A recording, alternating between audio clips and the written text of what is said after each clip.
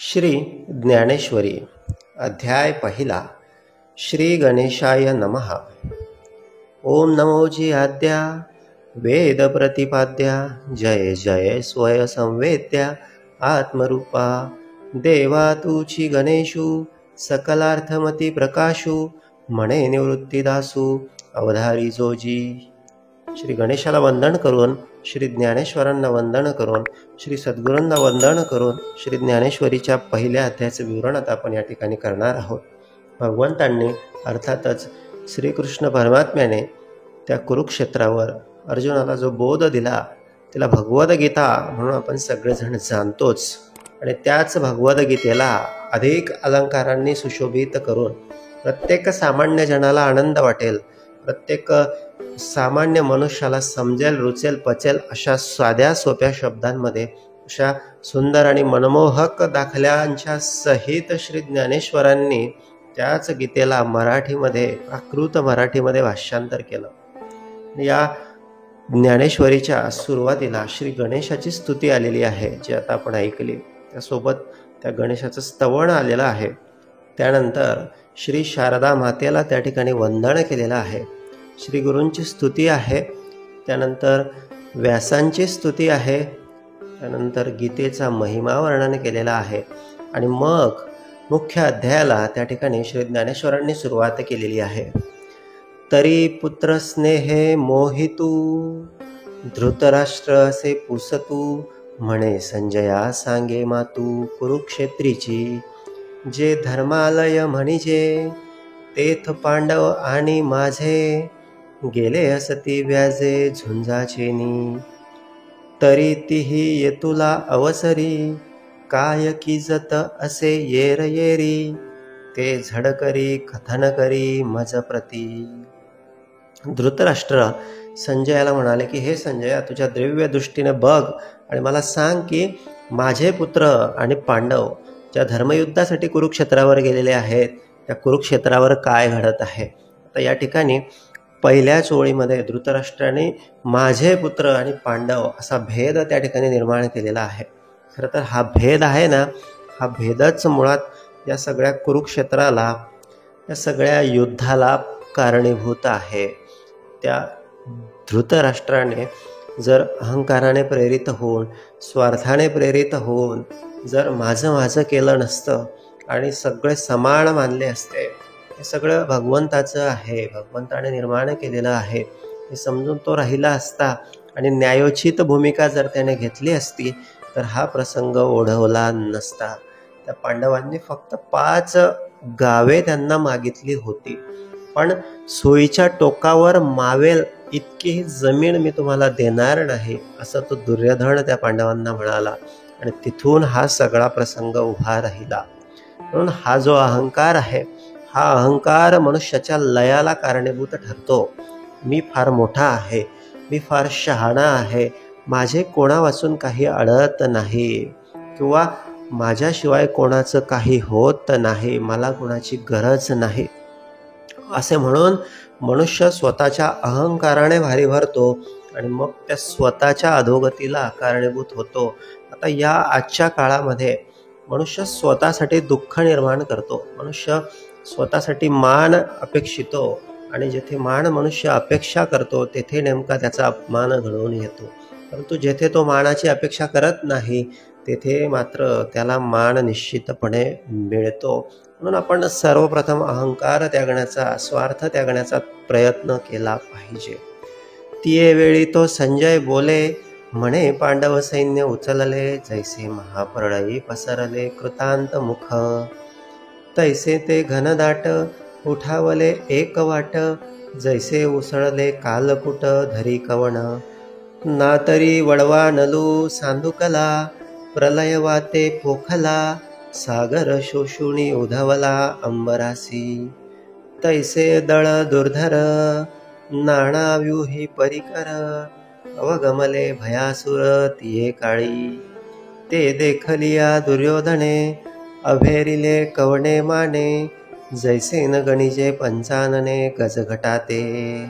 मग द्रोणापासी आला तया ते म्हणे हा देखिला कैसा दळभारू उचलला पांडवांचा, गिरिदुर्ग जैसे चालते, तैसे विविध व्यूह संभवते, हे रचिले अति बुद्धिमंते द्रुपद कुमरे. जो का तुम्ही शिक्षा पिला, विद्या देऊनी कुरुठा केला, तेने हा सैन्य सिंह पाखरीला देख देख. आणि मग संजय सांगायला लागला, तो दुर्योधन त्याने पांडवांच्या संपूर्ण सेनेवर, संपूर्ण व्यूह रचनेवर एक कटाक्ष टाकला आणि मग तो त्या गुरु द्रोणांपाशी गेला आणि त्यांना सांगायला लागला, म्हणाले, हे गुरुवर, तुमचा जो शिष्य आहे द्रुपद कुमार, तो पांडवांचा सेनापती आहे आणि त्याने अतिशय बुद्धिमत्तेने ही सगळी व्यूह रचना केलेली आहे.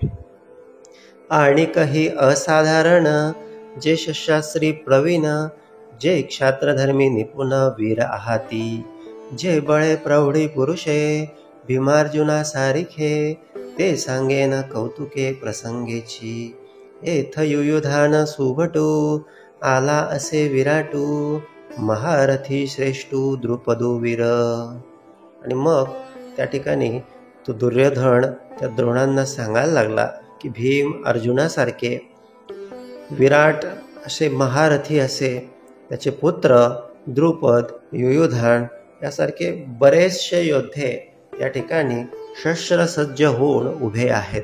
चेकितान दृष्टकेतू, काशीश्वरू विक्रांतू, उत्तमौजा नृपणाथू शब्य देख.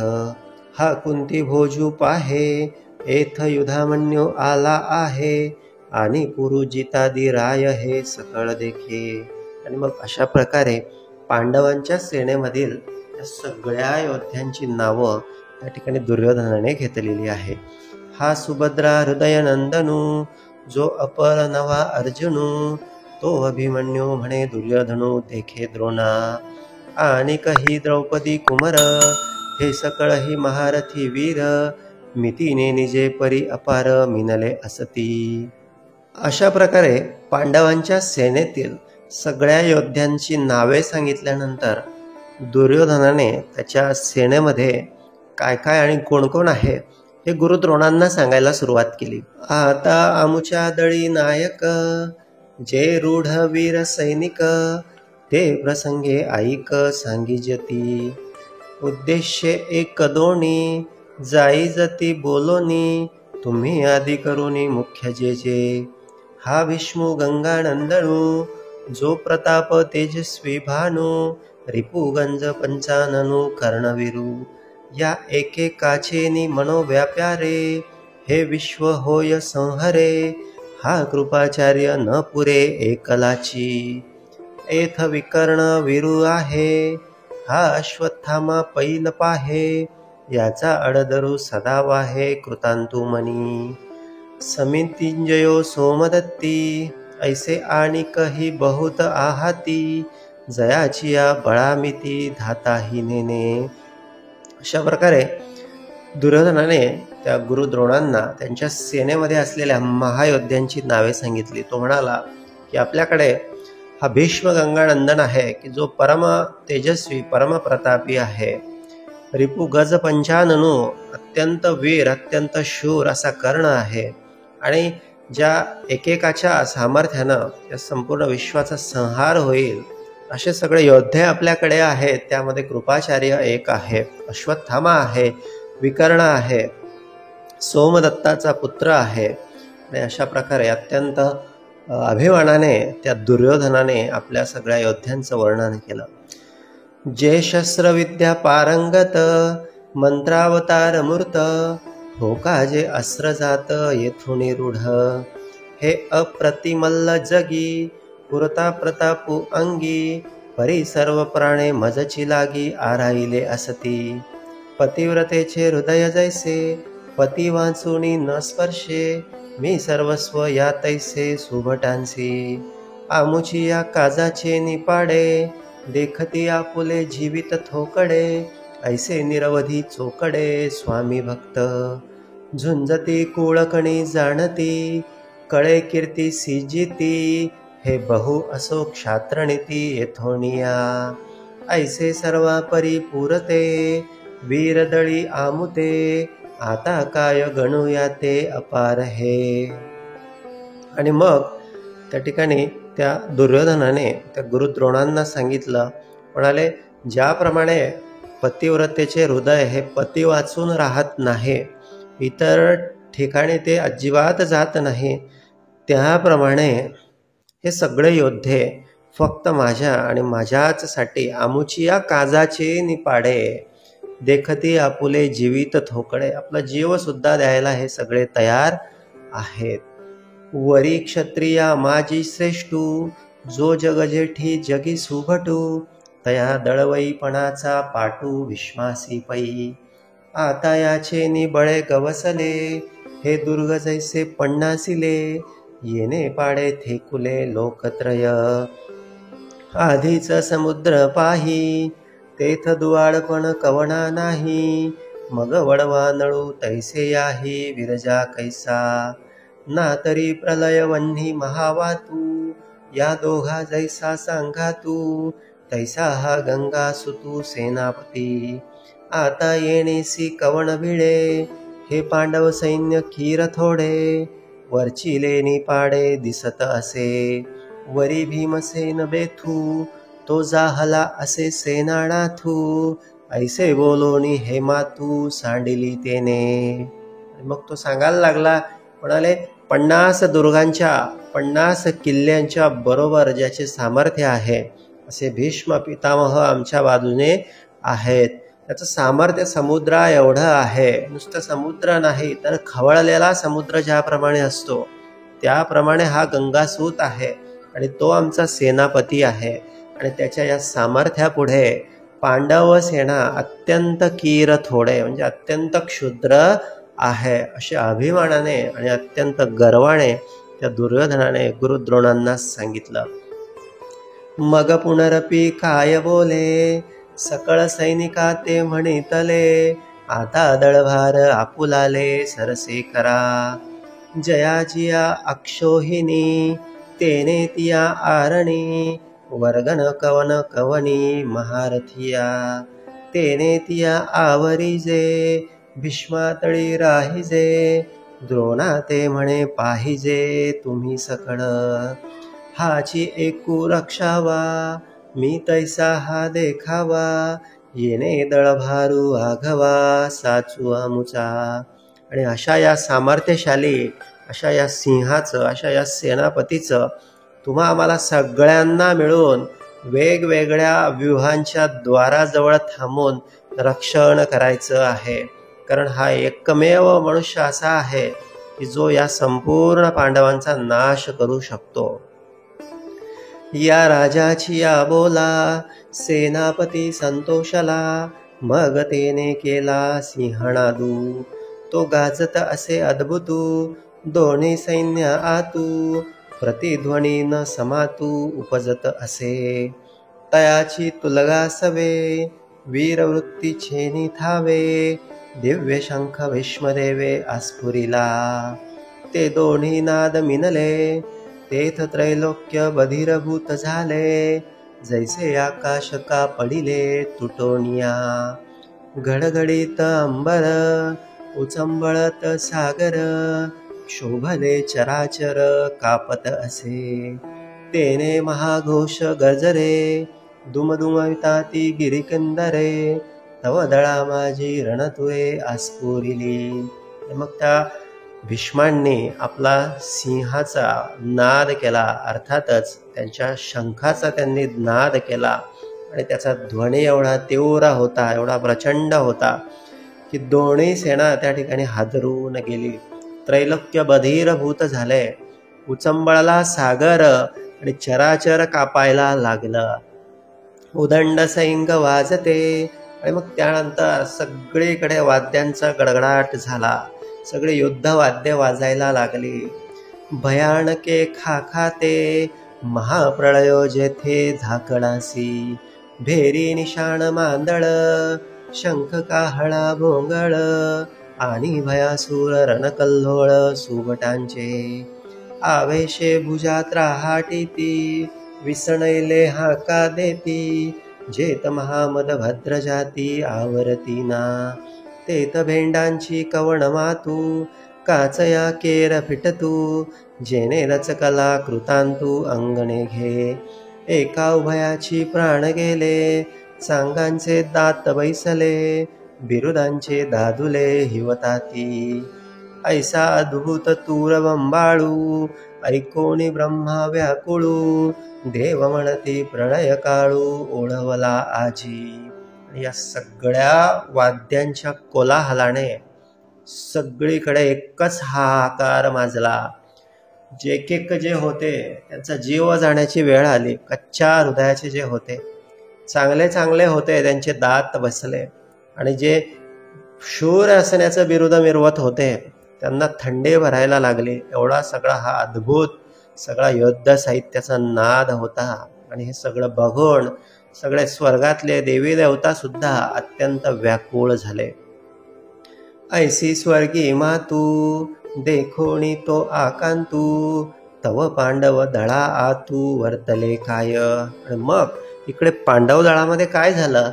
हो का निजसार विजयाचे, की ते भांडार महातेजाचे, जेथ गरुडाची जावळीचे, कातले चारही. आणि मग जे विजयाचं निजसार आहे, अत्यंत सार ज्ञानेश्वरांनी या ठिकाणी काढून दिलेला आहे. ज्याच्याजवळ भगवंत आहे, ज्याच्याजवळ भगवंताचं स्मरण आहे, प्रत्येक कार्याच्या आरंभी जो भगवंताला स्मरण करतो, जो भगवंताला पुढे ठेवतो, आणि जे काय होतं आहे, जे काय झालं आहे आणि जे काय होणार आहे, हे जो ईश्वराची आज्ञा मानून राहतो आणि त्याप्रमाणे आचरण करतो, त्याचा विजय निश्चित असतो. अशा प्रकारे श्रीकृष्ण परमात्मा त्या अर्जुनाच्या रथाचं सारथ्य करता आहे. हे निजसार विजयाचे आहे. याच्यातच अर्जुनाचा विजय आहे, विजय झालेला आहे, असं ज्ञानेश्वर या ठिकाणी वर्णन करत आहे. की ते भांडार महातेजाचे, जेथ गरुडाची जावळीचे, कांतले चारही. की पाखांचा मेरू जैसा, रहावरू मिरवितसे तैसा, तेजे कोंदाटली या दिशा जयाचेनी. जेथ अश्ववाहकू आपण, वैकुंठीचा राणा जाण, तया रथाचे गुण काय वर्णू, ध्वजस्तंभावरी वाणरू.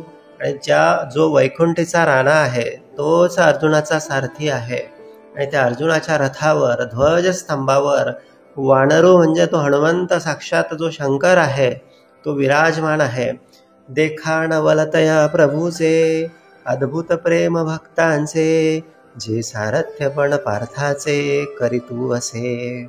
या भगवंतानं आपल्या भक्तावर किती प्रेम करावं याचं मूर्तिवंत उदाहरण या ठिकाणी श्री ज्ञानेश्वरांनी ठेवून दिलेलं आहे.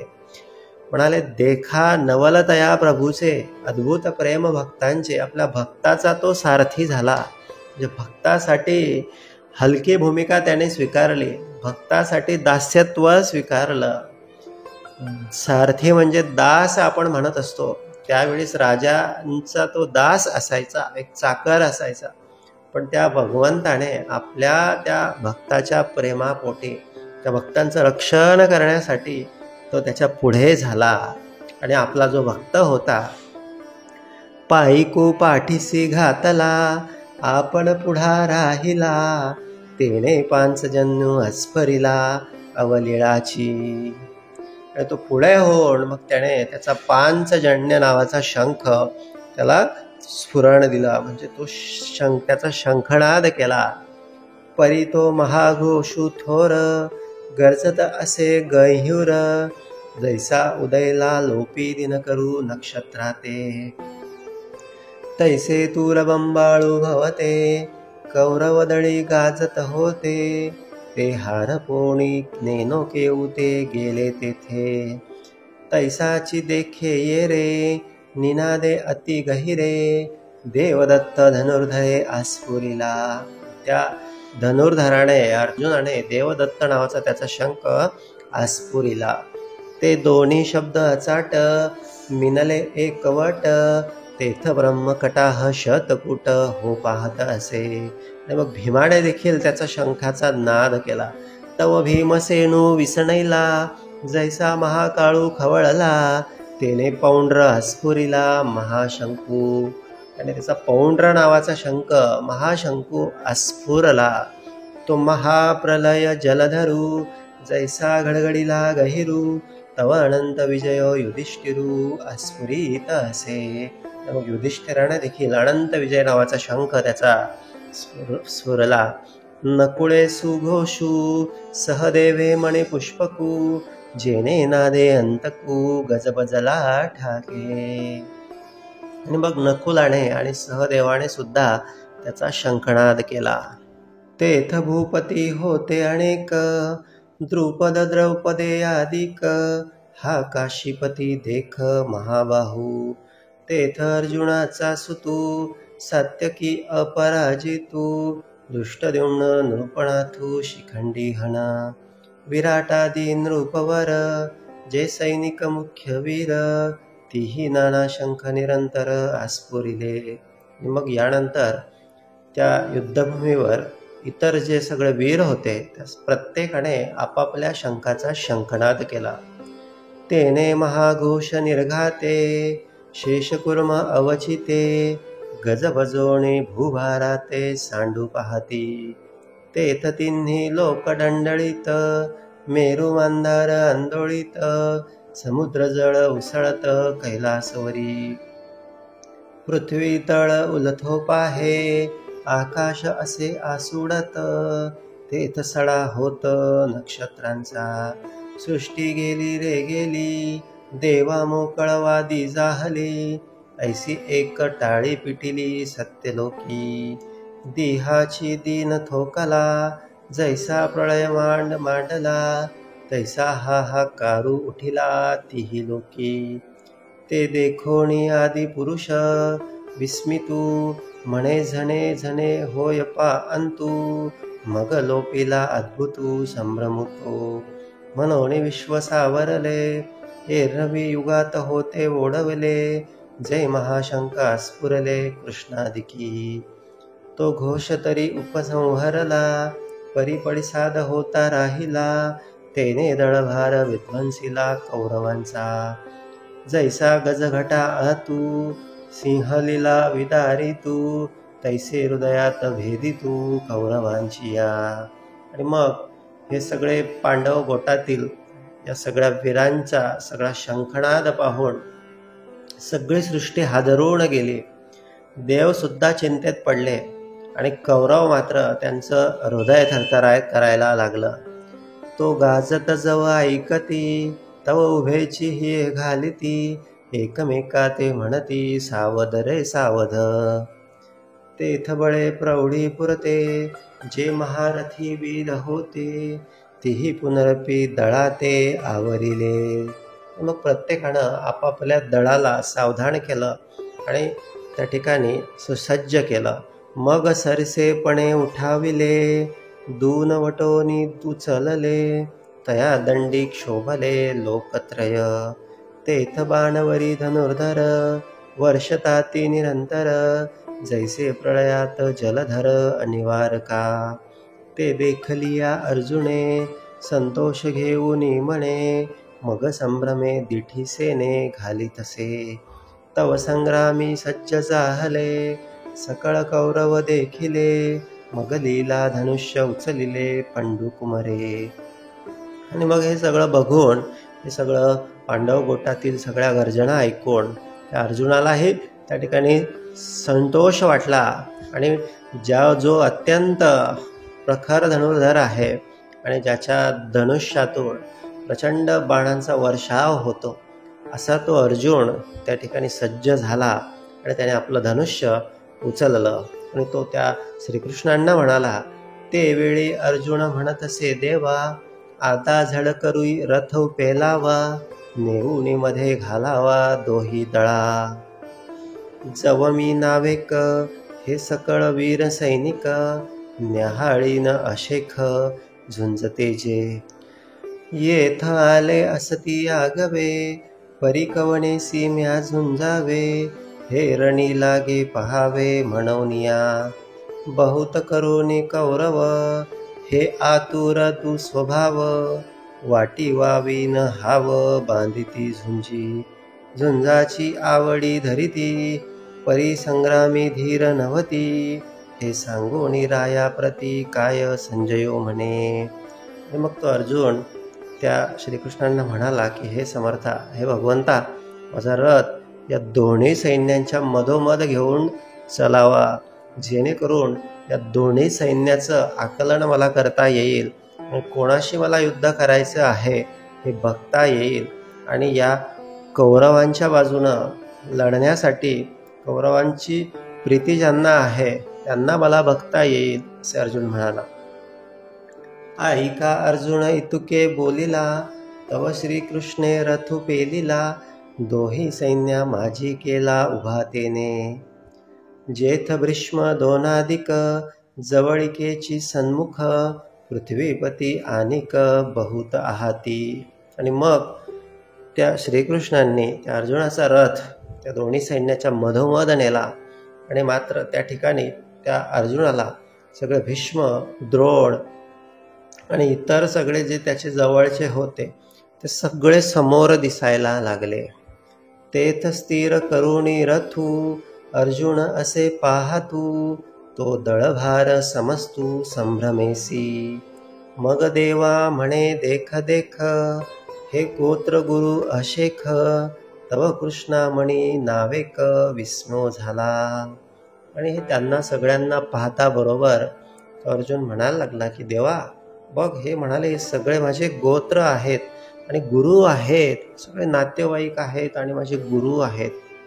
आणि त्याचं हे बोलणं ऐकून कृष्णाला मात्र विस्मय झाला. तो आपण या आपण म्हणे, येथ काही कव न जाणे, हे मणी धरिले येणे परी काही आश्चर्य असे.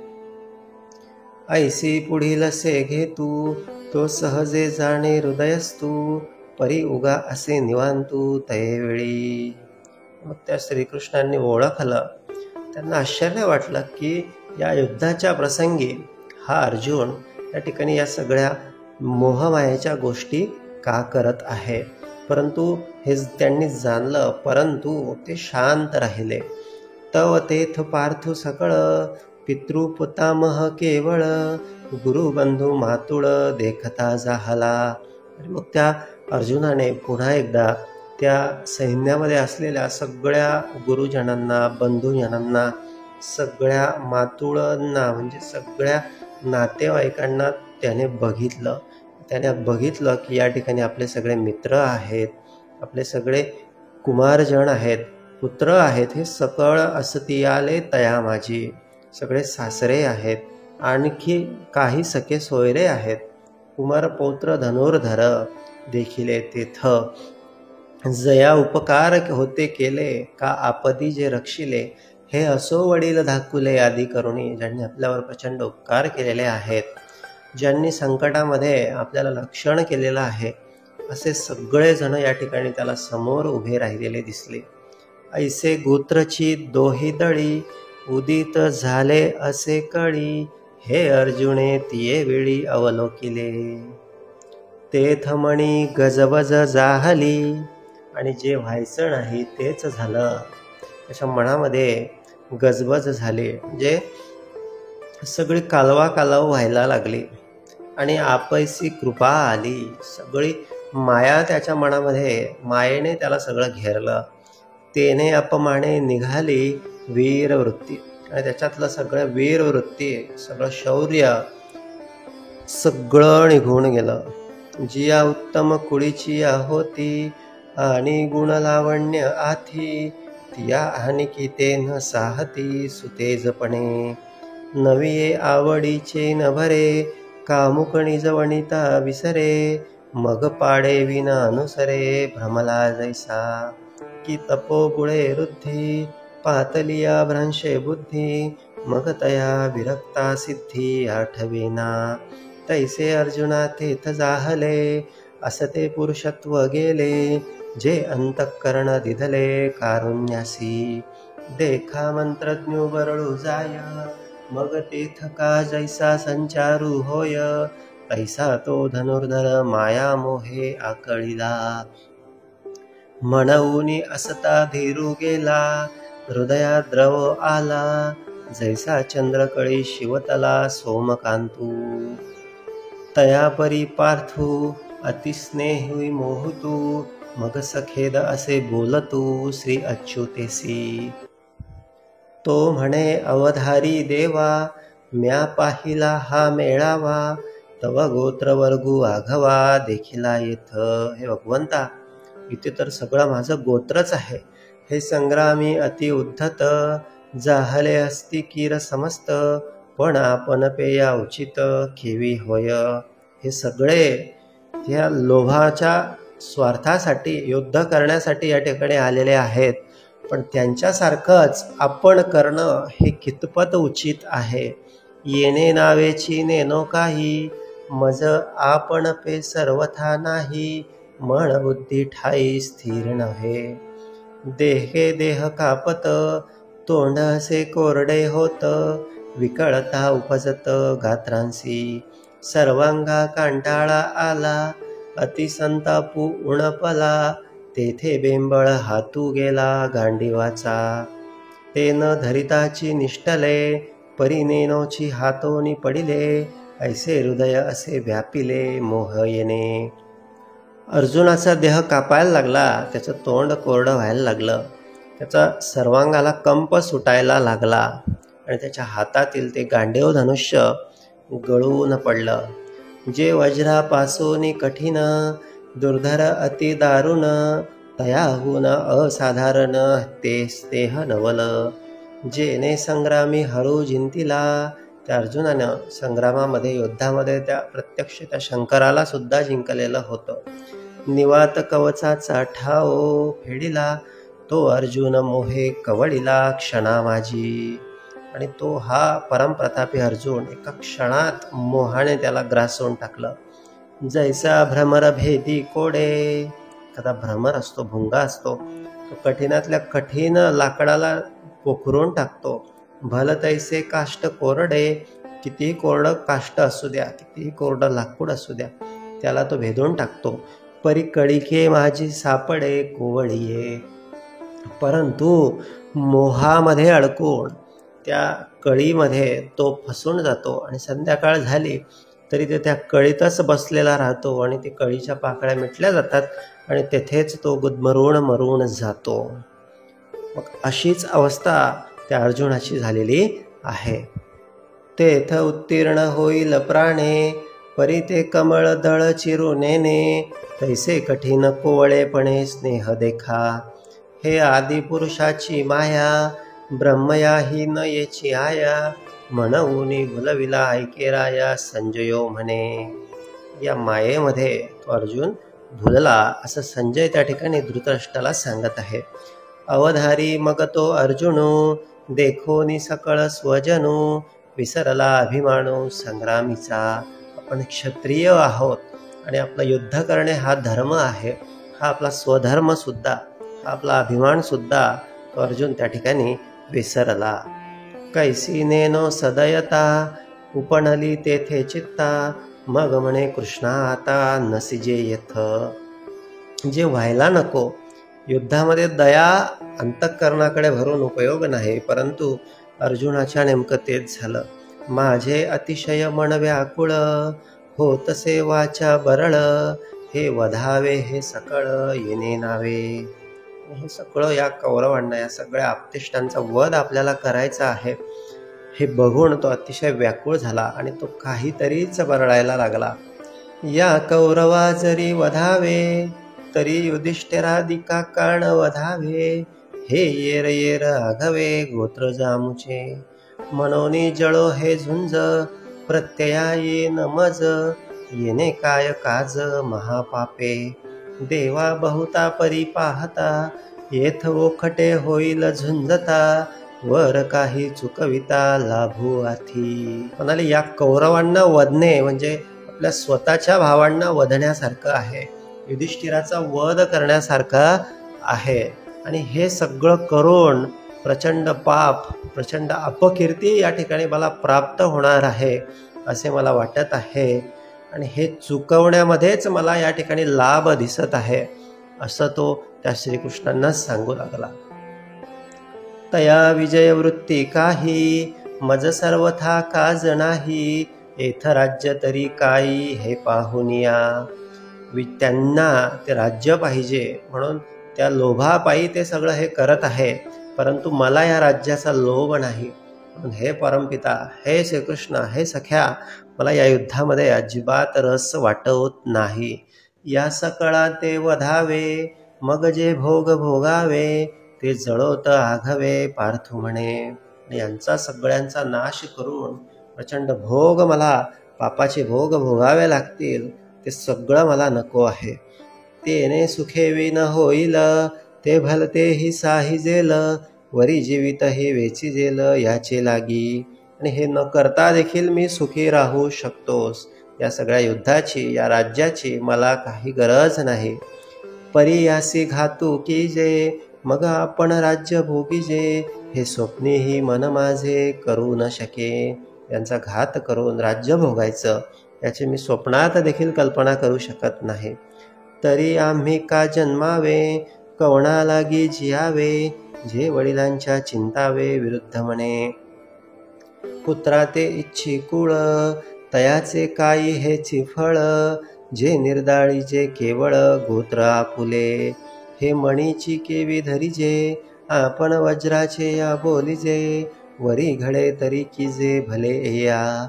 आम्ही जे जे जोडावे ते समस्त्य ही भोगावे, हे जीवित ही उपकारावे काजी यांच्या.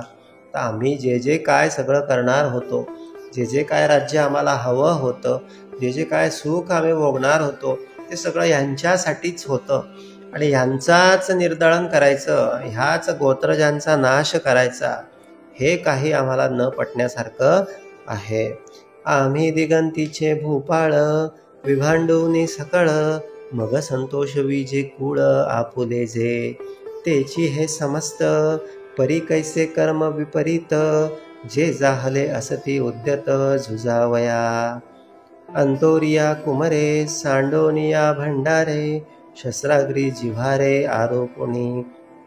ऐसिया ते कैसे निमारू कवणावरी शस्त्र धरू, निज हृदया करू घातू केवी. आणि हे सगळे माझ्या स्वतःच्या हृदयासारखे आहेत आणि यांचा मी मात्र घात करू शकत नाही. हे नेनसी तू कवण परी पैल भीष्म द्रोण, जयाचे उपकार असाधारण आम्हा बहुत. एथ शालक सासरे मातुळ आणि बंधू की हे सकळ, पुत्रणा तू केवळ इष्टही असती.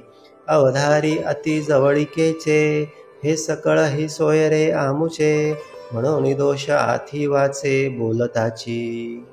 तर या ठिकाणी अजून सांगायला लागला की म्हणाले या ठिकाणी पैल आहेत, भीष्म आहे, द्रोण आहे, माझे सगळे सासरे आहेत, शालक आहेत, बंधू आहेत, पुत्र आहेत, नातू आहेत, सगळे इष्टगोत्र आहेत आणि यांचा वध करून मला अत्यंत त्या ठिकाणी दोष लागणार आहे. म्हणून हे श्रीकृष्णा, मला यांचा वध करायची इच्छा या ठिकाणी होत नाही.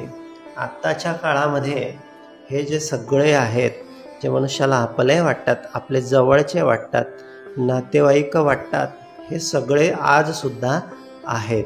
मात्र ते सगळे मनुष्याच्या आतमध्ये आहे.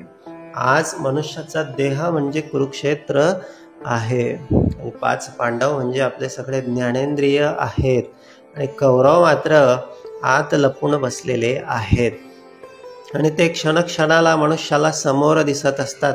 ते गोड वाटत असतात, लोभ गोड वाटत असतो, अहंकार सोडू वाटत नाही, वासनेला धरून ठेवावंसं वाटतं, परंतु ते आपले घात करणारे आहेत. आपण जर त्यांना सोडलं नाही तर ते आपला वध करणारे आहेत, हे मात्र आपण विसरतो, जसं तो अर्जुन विसरला.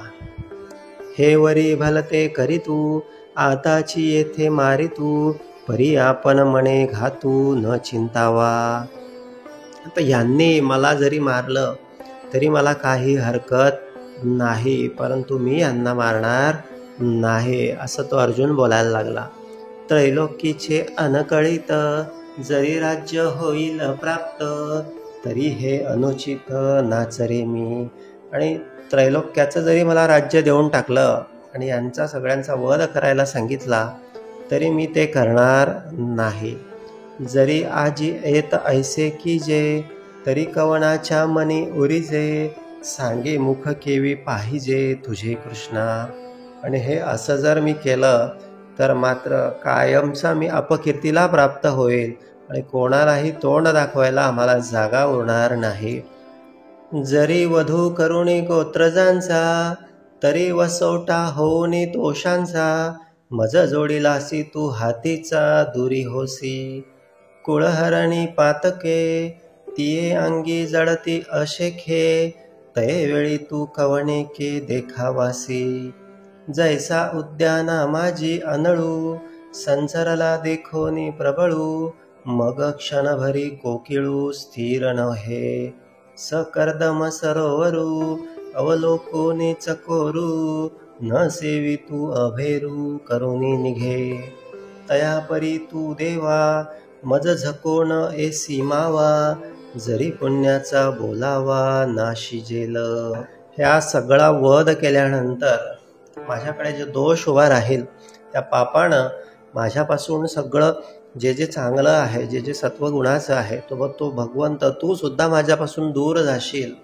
आणि या पातकानं माझा सगळा नाश कायमस्वरूपी आमच्या सगळ्या पिढ्यांचा नाश या ठिकाणी होईल.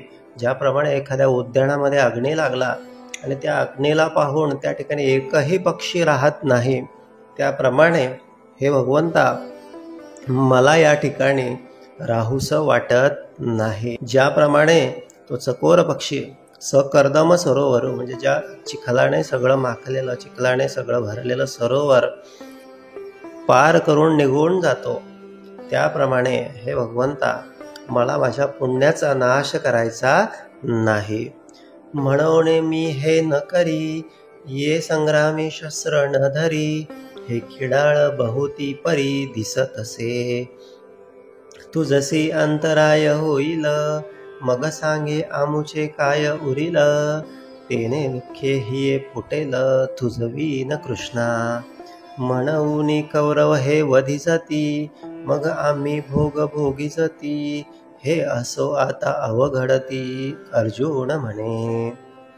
अर्जुन सांगायला लागला की म्हणाले भगवंता या युद्धामध्ये, या संग्रामामध्ये मी शस्त्र धरणार नाही, कारण ही एक भयंकर कीड आहे. जेथे प्रेम आहे, जेथे दया आहे, त्याच ठिकाणी तू वास करतो. आणि तू हे एवढा प्रचंड नाश झाल्यानंतर तू आम्हाला सोडून जाशील. म्हणून हे कौरव वधाचं जे काम आहे, जे पाप आहे, ते करून आम्हाला भोग नको आहे. हे अभिमानमध्ये भुलले, जरी पा संग्रामा आले, तरी आम्ही हित आपुले जाणावे लागे. हे कौरव जरी अभिमान मदानं भुललेले असले, अहंकारातून ते युद्ध करायला आलेले असले, तरी आम्हाला आमचं हित कळतं. हे ऐसे कैसे करावे, जे आपुले आपण मारावे, जाणत जाणताची सेवावे काळकूट. हाजी मार्गी चालता, पुढा सिंह जाहला अवचिता, तो तव चुकविता लाभू आथी. समोर सिंह आलेला असताना त्याला चुकवण्यामध्येच लाभ आहे. असता प्रकाशू सांडावा, मग अंधकूप आश्रावा, तरी तेथ कवनु देवा लाभू सांगे. सोबत असलेला प्रकाशाचा दीप विझवून टाकायचा आणि अंधारामध्ये मार्गक्रमण करायचं, यामध्ये काही हित नाही. का समोर अग्नी देखोनी, जरी न वचिजे ओसंडोनी, तरी क्षणा एका कवळोनी जाळू सके. समोर अग्नी पेटलेला असताना तिथून वाचायचं सोडून त्या अग्नीमध्ये जर उडी घेतली तर तो अग्नी जाळल्याशिवाय राहणार नाही. म्हणून ह्या अग्नीमध्ये आम्हाला उडी घ्यायची नाही. तैसे दोष हे मूर्त, अंगी वाजो असती पाहात, हे जाणताही केवी येथ प्रवर्तावे. ऐसे पार्थतिये अवसरी म्हणे देवा अवधारी, या कल्मशाची थोरी सांगेन तुझ. जैसे काष्टे काष्ट मथिजे तेथ वह्नी एक उपजे, तेने काष्ट जात जाळीजे प्रज्वळोनी. काष्टावर काष्ट ठेवलं आणि त्या ठिकाणी जर अग्नी लावला तर संपूर्ण काष्ट परंपरा जळून गेल्याशिवाय राहत नाही. तैसा गोत्रीची परस्परे जरी वधू घडे मत्सरे, तरी तेने महादोषे घोरे कुळची नाशे. म्हणून येणे पापे वंशज धर्म लोपे, मग अधर्मूची आरोपे कुळा माझी. आणि हे असं घडल्यानं संपूर्ण वंशनाश होणार आहे आणि संपूर्ण वंशातील पुरुष मरण पावल्यामुळे सगळा अधर्म त्या कुळामध्ये उत्पन्न होणार आहे. एथ सारासार विचारावे कवणे काय आचरावे, आणि विधी निषेध आघवे पारुषती. अस्तादी पूदवडीचे मग अंधकारी रहाटीचे, तरी उजूची का आडळीचे जयापरी. तैसा कुळी कुळक्षय होय तये वेळा तो आद्य धर्मू जाय, मग आन काही आहे पापा वाचुनी. जय्यम नियम ठाकती तेथ इंद्रिये सैरा रहाटती, म्हणून व्यभिचार घडती कुळ स्त्रियांसी. उत्तम अधर्मी संचरती ऐसे वर्णावर्ण मिसळती, तेथ समूळ उपडती जाती धर्म. जैसी चोहटाची आबळी पाविजे सैरा कावळी, तैसी महापापे कुळी प्रवेशती. हे भगवंता, या युद्धामुळे प्रचंड धर्माचा नाश होणार आहे, प्रचंड अधर्म होणार आहे. कुळ स्त्रियांपुढे मोठा पेच धर्म निर्माण होणार आहे आणि सगळा जाती धर्म नष्ट होणार आहे. सगळ्या जाती धर्म, सगळे परंपरा सगळे एकत्र होऊन जाणार आहे. मग कुळातया अशेखा आणि कुळ घातका, येर येरा नरका जाणे आथी. देखे वंशवृद्धी समस्त या परी होय पतित, मग वंडती स्वर्गस्थ पूर्वपुरुष. जेथन इत्यादी क्रिया ठाके आणि नैमित्तिक क्रिया पारखे, तेथ कवना तिळोदके कवन अर्पी. तरी पितर काय करती कैसे निस्वर्गे वसती, म्हणून तेही येती कुळापासी. जैसा नखाग्री व्याळू लागे तो शिखात व्यापी वेगे, तेवी ब्रह्म गुण अवघे आपलविजे. आणि मग ह्या सगळ्या युद्धामुळे सगळं वंश नष्ट होणार आहे आणि जे नष्ट होणारे आहेत त्यांचं क्रियाकर्म सुद्धा कोणी करणारं उरणार नाही. एवढंच नव्हे तर त्यांचे जे पूर्वज आहे त्यांच्या पूर्वजांचं सुद्धा खालच्या लोकांनी पितरांचं काहीही न केल्यानं ते सुद्धा स्वर्गातून पदच्युत होतील आणि पुन्हा इकडे सगळे अधोगतीला प्राप्त होतील. हे सगळं म्हणजे असं आहे की ज्याप्रमाणे पायाजवळ, पायाच्या नखाजवळ एखाद्या सर्पाने दंश करावा आणि ते सगळं विष संपूर्ण देहामध्ये आपल्या मुखापर्यंत पसरावं आणि संपूर्ण देहाचा नाश व्हावा. देवा अवधारी आनिक एक एथ घडे महापातक, जे संगदोषे हा लौकिक भ्रंशू पावे. जैसा घरी आपुला वाणी वसे वण्णी लागला, तो आणि काही प्रज्वळीला जाळून घाली. तैसी या तया कुळ संगती, जे जे लोक वर्तती, तेही बाधू पावती निमित्त येणे. तैसे नाना दोषे सकळ, अर्जुन म्हणे ते कुळ, मग महाघोर केवळ निरय भोगी. पिढीलिया तये ठाई, मग कल्पांती हे उकलो नाही, येसने पतन कुळक्षयी अर्जुन म्हणे. अर्जुन सांगायला लागला, म्हणाले हा एवढा भयंकर नाश होणार आहे की या नाशामुळे संपूर्ण आमचं सगळं कुळ अनंत काळासाठी निरय भोगे नरक यातना भोगणार आहे. आणि हे सगळं काही दिवसांसाठी नाही तर कल्पांत काळासाठी हा सगळा भाग उत्पन्न होणारा आहे. देवा हे विविध कानी ऐकिजे, परी अजूनिवरी त्रासू नुपजे, हृदय वज्राचे हे काय कीजे, अवधारी पा. अपेक्षिजे राज्य सुख, जया लागी ते तव क्षणिक, ऐसे जाणता ही दोख अवेरुना, जे हे वडील सकळ आपुले, वधावया दिठी सुदले, सांग पा काय थेकुले घडले आम्हा. राज्य सुखाच्या अपेक्षेनं, राज्य सुखाच्या लोभानं, त्या क्षणिक सुखासाठी हा सगळा एवढा कुळाचा नाश करणे हे काही योग्य नाही. आता यावरी जे जियावे, तयापासून जे बरवे, जे शस्त्रे सांडून सहावे, बाण त्यांचे. मग यापेक्षा शस्त्र त्यागून द्यावे आणि कौरवांनी जरी शस्त्र आमच्यावर चालवले ते शस्त्र सहन करून घ्यावे आणि मरून जावे हे बेहत्तर आहे, अशी भाषा तो अर्जुन करायला लागला. तयावरी होय इतुके, ते मरण ही वरी निके, परी येणे कल्मशे चाड नाही, ऐसे देखून सकळ, अर्जुने आपुले कुळ, मग म्हणे राज्य ते केवळ निरय भोगू. ऐसे तिये अवसरी, अर्जुन बोलिला समरी, संजय म्हणे अवधारी धृतराष्ट्रा ते. आणि त्या समर प्रसंगी संजय धृतराष्ट्राला हे सगळं सांगत आहे की हा अर्जुन जो आहे तो एक वेळ नरक भोगायला तयार आहे, एक वेळ मृत्यू भोगायला तयार आहे, पण युद्ध करायला तयार नाही. मग अत्यंत उद्वेगला, न धरत गहीवरू आला, तेथ उडी घातली खाला रथोनिया. आणि तो आता अत्यंत उद्वेगाने भरून गेला, त्याला गहीवरून आलं आणि तो रथाच्या खाली उतरला. जैसा राजकुमरू पदच्युत, सर्वथा होय उपहतू, कारवी राहू ग्रस्तू प्रवाहीन.